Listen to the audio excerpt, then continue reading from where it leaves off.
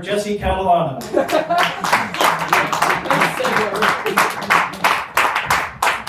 I don't know what I was going to. How you guys doing tonight? Good. So I'm not like a relationship person per se. I feel like people can tell like real easily. Like my coworker will come up to me and she'll be like, "So Jesse, you're single, right?" And I'll be like, "Yeah, I'm single." And she'll be like, "Oh, well, I have a boyfriend. It's fantastic. You're really missing out." And it's like, I'm not missing much because I'm straight. But, you know, I hate people like that, people who just go out of their way to brag about the relationship. And the reason why I personally find it weird is because, I don't know about you, maybe it's just a coincidence, I feel like the people who brag about their relationships are the ones who have like the worst, like the most terrible relationships.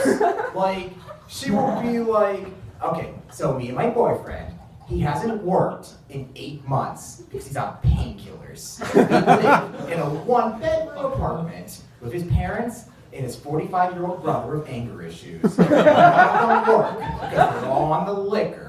So I work 3 jobs to support them all. And actually, this Friday is our 2-year anniversary, and I'm gonna be honest, I'm not really in the mood because I'm like legit afraid of my boyfriend right now." Okay. And you know what, Jesse? If you believe in yourself and you get good grades, maybe someday you'll have something like this. Maybe. I believe. It's like, thanks for that vote of confidence, you know? I try to think about like why I'm so bad at like commitment and like relationships and stuff. And just to give you some context, like my parents got divorced when I was 1. You know, before you ask, yes, it was 100% my fault. And every day.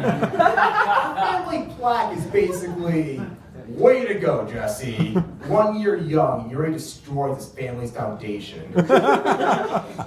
You know, it's like, but my point is, I never had like any memories of my parents as like a married, happy couple. You know, like they were just those weird, abstinent friends. Like they looked at stamps together. There was no passion. I had nothing to work with.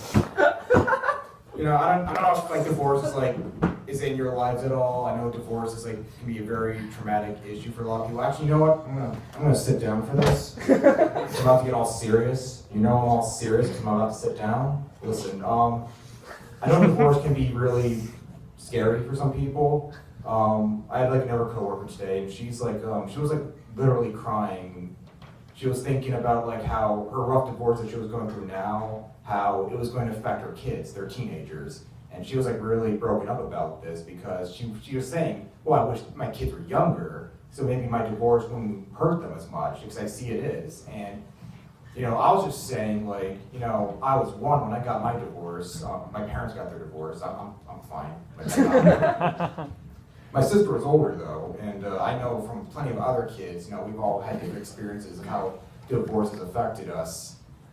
I wouldn't worry about it. If you need a divorce, do what's best for you. Just rip that Band-Aid off, because trust me, your kids are gonna hate you regardless. I don't know if you know this, but kids are kind of evil little pieces of shit, and trust me, they will use your divorce as an excuse for all their problems. It's already a done deal. Just let that one go. I remember my dad broke up with his girlfriend of 15 years. Like that one really tore me apart. And I'm like, Dad, like, what does this mean for me? Where am I going to live? And my dad's just like, Jesse, you're 25 years old and you don't have a job. You're gonna go back to the goddamn streets, you heathen. You know, my parents, they actually got broken up because of an affair. And you want to hear? Let's play a little game. I'm gonna get up for this.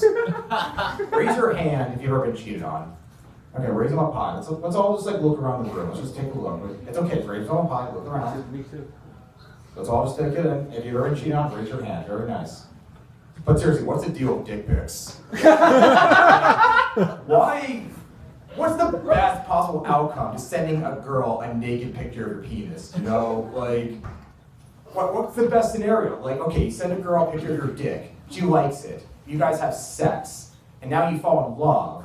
And then later on you get married. And now you're in it for the long haul, okay? Your entire relationship foundation is built upon that single dick pic. And now what? Shit gets real, you know? It gets morbid. Like, she has a miscarriage. She is depressed. She is crying. and you don't know how to cheer her up, but then it hits you. Oh, honey, you always know just what to do to cheer me up. It's so small. Why is it not getting any bigger? Droop down or something as you age. That's my time, everyone. Thank you.